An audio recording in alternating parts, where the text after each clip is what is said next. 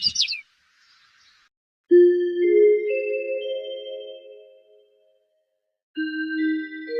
ব্যাপার রাজকন্যা, তুমি নাকি পড়াশোনায় একদম মন দিচ্ছ না?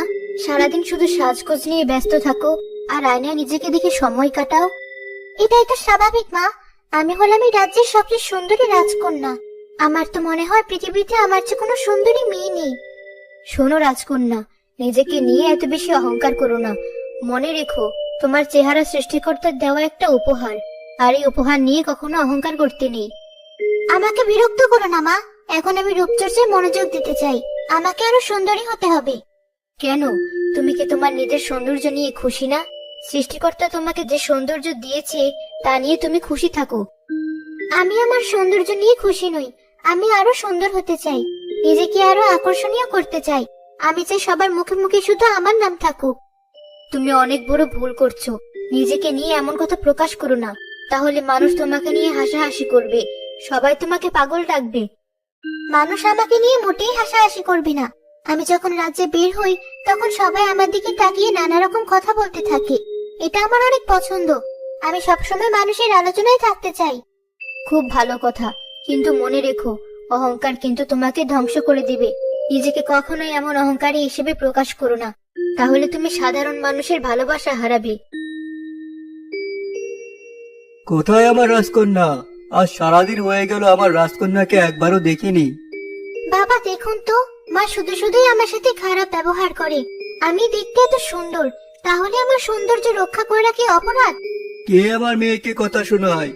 আমার মেয়ে হচ্ছে আমার সবচেয়ে আদরের ধন, তুমি কখনোই তার সাথে খারাপ ব্যবহার করো না। এবার বলো তো মা, তুমি আমার কাছে কি চাও? আপনি আমাকে একটা দিঘি খনন করে দিন, সেখানে আমি স্নান করব। সে দিঘির পানি হবে একদম নীল, সেই নীল দিঘির পানিতে আমি গা ভাসাতে চাই। অবশ্যই মা, তুমি আমার কাছে কিছু চেয়েছো আর তোমাকে আমি দেইনি, তা কি কখনো হয়েছে? আমি অবশ্যই তোমার জন্য একটা দিঘির ব্যবস্থা করছি। এই দিঘিতে তুমি ছাড়া আর কেউ কখনো স্নান করতে পারবে না। এভাবে কিন্তু লাই দিয়ে দিয়ে আপনি তার মাথাটা খাচ্ছেন, এর ফল কখনোই ভালো হবে না।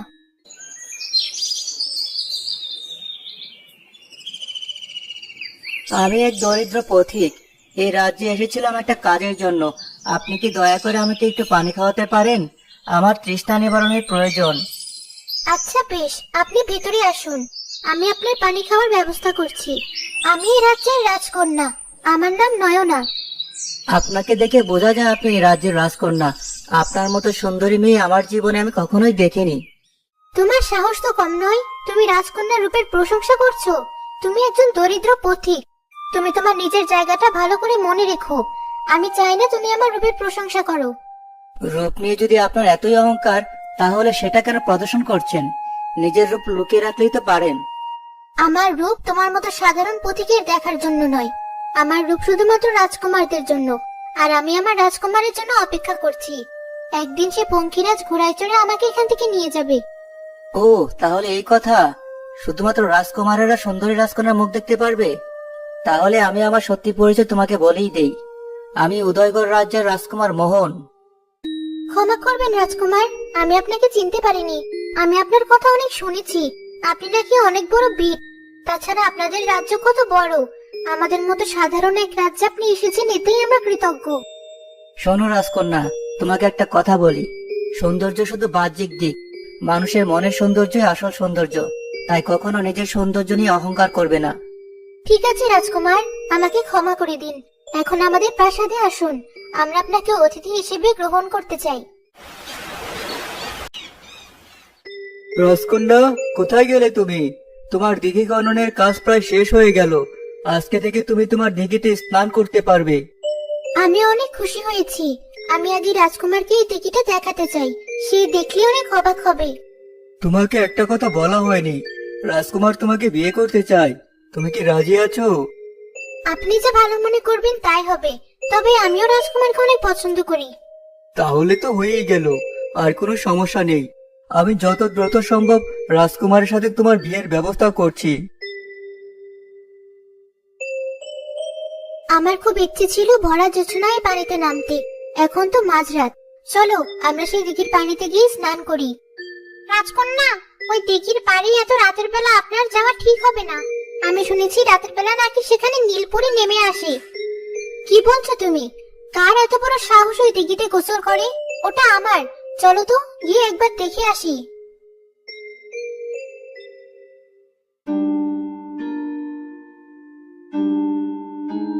দেখুন রাজকন্যা, ওখানে নীলপরি সাঁতার কাটছে। চলুন আমরা প্রাসাদে ফিরে যাই। কেন? আমি কেন ফিরবো? ওটা আমার দিঘি। এই পরীর সাহস তো কম নয়, আমার দিঘিতে স্নান করতে নেমেছে। দাঁড়াও, আজকে আমি ওকে এমন মজা দেখাবো সারা জীবন মনে রাখবে। আপনি নিশ্চয়ই রাজ্যের রাজকন্যা। আপনি এত রাতে এখানে? খুব ভালো হলো আপনার সাথে দেখা হয়ে গেল। আপনার সাথে পরিচিত হয়ে আমি খুব খুশি হলাম। নীলপরি, তোমার সাহস তো কম নয়। আমার অনুমতি ছাড়া তুমি এই দিঘিতে স্নান করতে নেমেছো। এই দিঘিটা শুধুমাত্র আমার, আর আমি ছাড়া এখানে কেউ গোসল করে না। কেন রাজকন্যা? দিঘি তো সবার জন্যই উন্মুক্ত থাকে। এখানে আমি একটু স্নান করলে তাতে কি অসুবিধা? অসুবিধা আছে। আমি হলাম এই পৃথিবীর সবচেয়ে সুন্দর মেয়ে। আমার জন্য সবকিছু থাকবে আলাদা। আমি চাই না অন্য কেউ সেখানে ভাগ বসাক। তুমি এখনই এখান থেকে চলে যাও। আপনি যেমন এ রাজ্যের রাজকন্যা, আমিও তেমন পরিস্থানের রাজকন্যা। আর আপনি আমার সাথে এত খারাপ ব্যবহার কিভাবে করলেন? ঠিক আছে, আমি অভিশাপ দিচ্ছি। আপনার এই সৌন্দর্য একদিন মলিন হয়ে যাবে। হয়েছে হয়েছে, আমাকে আর অভিশাপ দিতে হবে না। তুমি তোমার নিজের চরকায় তেল দাও, আর এখান থেকে তাড়াতাড়ি বিদায় হও। তোমার মুখ আমি দেখতে চাই না।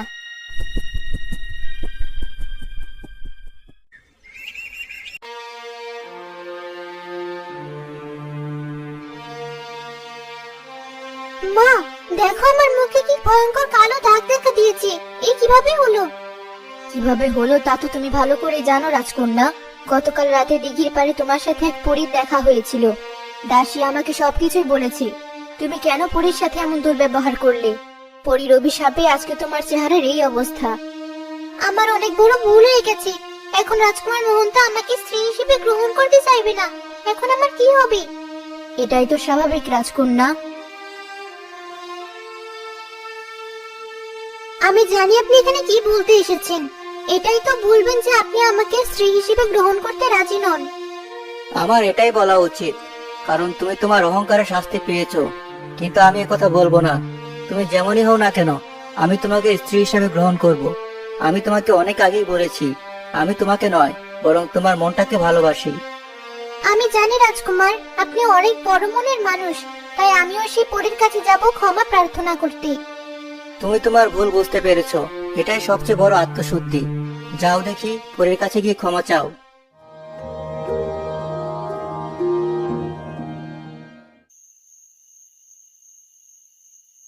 নীলপরি, কোথায় গেলে? আমি সেই রাজকন্যা যাকে তুমি গতকাল রাতে অভিশাপ দিয়েছিলে।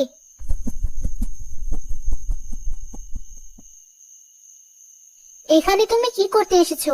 গতকাল তো আমার সাথে অনেক খারাপ ব্যবহার করলে, আর আজ তো আমি তোমার দিঘির পানিতে গোসল করতেই নামিনি। আমি তোমার সাথে অনেক খারাপ ব্যবহার করেছি নীলপরি, তাই তোমার কাছে ক্ষমা চাইতে এসেছি।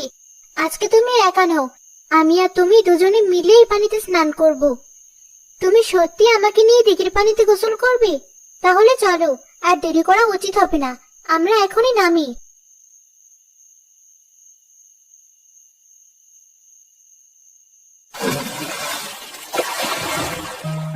এখন তোমার মুখে কোনো দাগ নেই, সব দাগ মুছে গেছে। তোমার সব অভিশাপ ধুয়ে গেছে। তুমি তোমার রূপ আবার ফিরে পেয়েছো। সত্যি আমি আগের মতো সুন্দর হয়ে গেছি। তোমাকে অনেক ধন্যবাদ পরি। তোমার জন্যই আজকে আমি আমার হারানোর সৌন্দর্য ফিরে পেলাম। তবে আমি তোমাকে কথা দিচ্ছি, আর কোনোদিন আমি আমার সৌন্দর্য নিয়ে অহংকার করব না।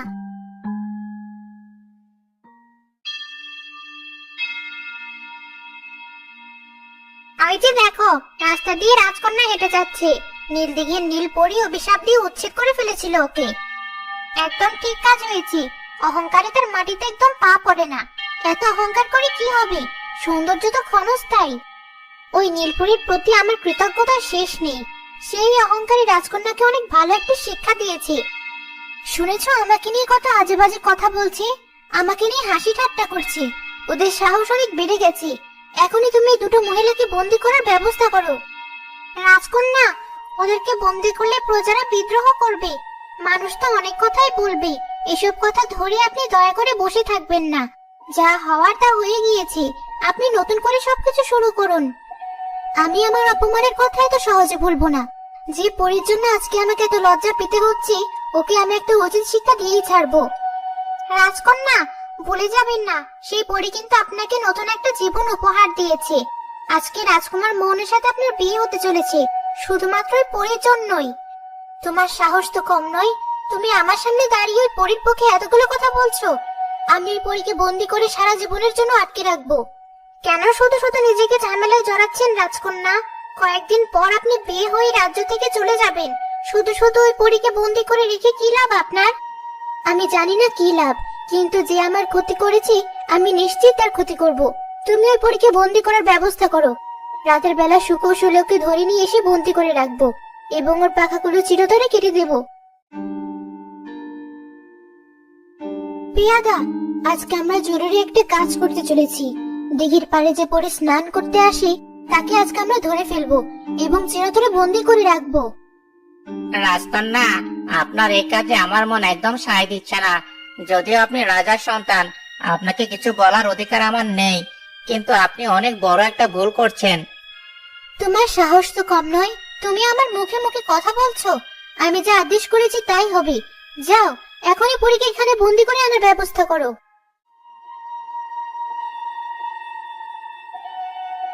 কি ব্যাপার রাজকন্যা, তুমি লোক দিয়ে কেন আমাকে এখানে ধরে এনেছো?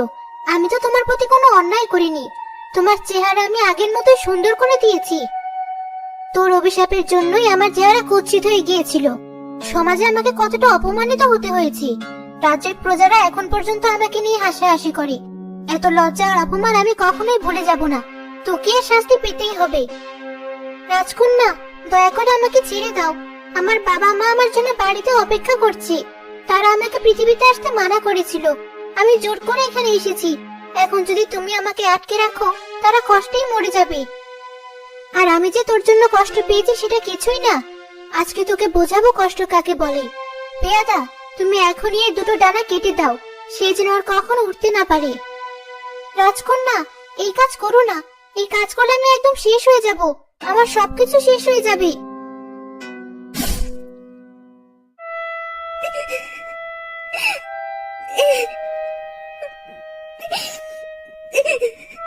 কি ব্যাপার, হঠাৎ করে ওই ঘর থেকে কান্নার আওয়াজ আসছে?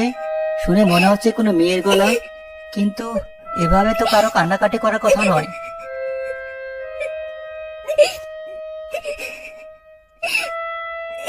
এই ঘরে তো সবসময় তালা দেওয়া থাকে, গিয়ে একটু দেখে আসি। বাবা, মা, তোমাদের কথা খুব মনে পড়ছে। আমি আর কোনোদিন মনে হয় তোমাদের কাছে যেতে পারবো না। পৃথিবীতে এক রাজকন্যা আমাকে আটকে ফেলেছে। কে কাঁদে? কে এখানে কথা বলছে? দয়া করে সামনে এসো, আমি তোমাকে দেখতে চাই। আমাকে দেখে কি হবে? আমি এক ডানা কাটা পড়ি, পৃথিবীতে আটকা পড়ে গিয়েছি। আমি আর কোনোদিন আমার বাবা মার কাছে ফিরে যেতে পারবো না। কি বলছো তুমি? কে তোমাকে এখানে আটকে রেখেছে? আপনি জানতে চান কে আমাকে এখানে আটকে রেখেছে? আপনার হবু স্ত্রী, এই রাজ্যের রাজকন্যা আমাকে আটকে রেখেছে। বলছো কি তুমি? না না, এ হতে পারে না। আমার হবু স্ত্রী এতটা হৃদয়হীন কখনোই হতে পারে না। সে কখনোই এরকম একটা বাজে কাজ করতে পারে না। যা হওয়ার নয় তাই হয়েছে। আপনার হবু স্ত্রী আমার ডানা কেটে ফেলেছে। এখন আর আমি চাইলেও উঠতে পারবো না। কিন্তু এমন একটা জঘন্য কাজ সে কি কারণে করলো? আমার মাথায় তো কিছু ঢুকছে না। তুমি চিন্তা করো না পরি, আমি যে করি হোক তোমাকে এখান থেকে মুক্ত করার ব্যবস্থা করব। প্রতিশোধ, প্রতিশোধের নেশা মানুষকে ধ্বংস করে ফেলে। প্রতিশোধ নিতে গিয়ে আপনার হবু স্ত্রী এমন একটা বাজে কাজ করেছে। আমার স্ত্রী কখনো তোমার উপর রেগেছিল না। তুমি তার চেহারা ফেরত দিয়েছিলে, সেই কারণে আমার স্ত্রী সম্পূর্ণ বদলে গিয়েছিল। আপনি সম্পূর্ণ ভুল ভাবছেন। সে কখনোই বদলায়নি, তাই তো আজকে আমার এই অবস্থা করেছে। সত্যি যদি এরকম একটা ঘটনা ঘটে থাকে, তাহলে আমি ওকে কখনো ক্ষমা করব না। ওকে বিয়ে করা তো দূরের কথা, আমি সব প্রজাদের সামনে ওকে ভয়ঙ্কর শাস্তি দেব। বিশ্বাস করুন রাজপুত্র, আমি একটুও বানিয়ে বানিয়ে কথা বলছি না। আমার কথা যদি বিশ্বাস না হয়, আপনি রাজকন্যার সাথে গিয়ে সরাসরি কথা বলুন।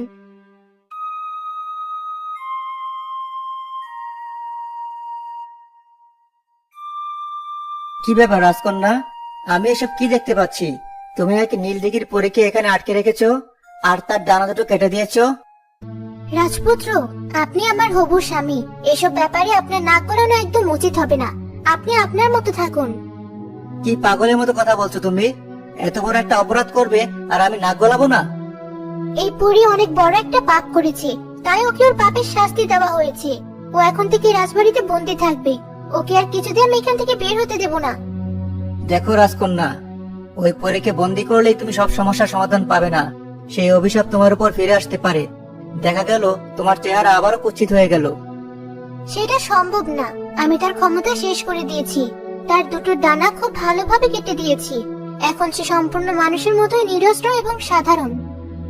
যত কিছুই করো না কেন, এই কাজগুলো করে তুমি আমাকে হারিয়ে ফেলেছো। আমি তোমাকে মন থেকে আর কখনোই ভালোবাসতে পারবো না। কেন আপনি আমাকে ভালোবাসতে পারবেন না রাজকুমার? আমাকে অবশ্যই আপনার ভালোবাসতে হবে, তা না হলে রাজ্য থেকে আপনি বের হতে পারবেন না।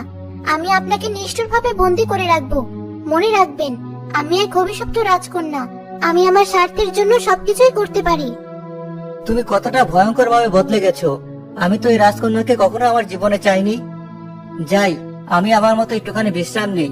আমি মানসিকভাবে সম্পূর্ণ ভেঙে পড়েছি।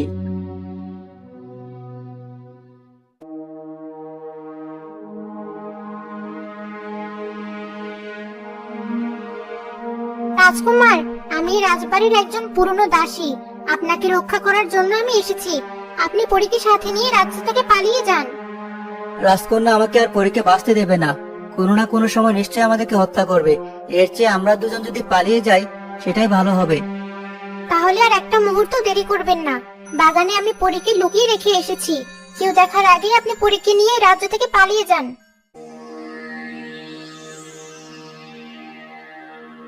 আমি জানি আমরা দুজন এখানে সম্পূর্ণ অনিরাপদ, তাই এই রাজ্য থেকে আমরা পালিয়ে যাব। তোমার যদি আপত্তি না থাকে, আমি তোমাকে বিয়ে করব। আপনাকে বিয়ে করতে আমার কোনো আপত্তি নেই, কিন্তু এই রাজকন্যাকে আমি আবার অভিশাপ দিচ্ছি। যে শাস্তিও আমাকে আর আপনাকে দিয়েছি, নিশ্চয়ই সে আবার তা ফিরে পাবে।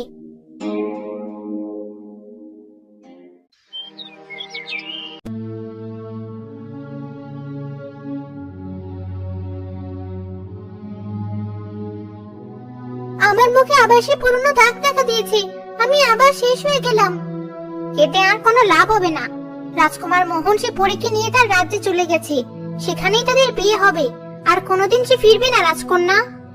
রাজকুমার আমাকে রেখে কখনো যেতে পারে না। এই সম্ভব না। সে তো কথা দিয়েছিল আমায় বিয়ে করবে। সবকিছু সম্ভব রাজকন্যা। সবকিছুই হলো আপনার পাপের প্রায়শ্চিত্ত। আজকে যদি আপনি সেই পরীকে ধরে এইভাবে শাস্তি না দিতেন, সে কখনোই রাজকুমারকে বিয়ে করতে পারতো না। আপনার সুখের দিন পুরোপুরি শেষ হয়ে গেছে রাজকন্যা। অনেক ভালো একজন মানুষকে আপনি চিরতরে হারিয়ে ফেলেছেন, শুধুমাত্র আপনার অহংকারের জন্য। তোমরা সবাই আমাকে ক্ষমা করে দিও।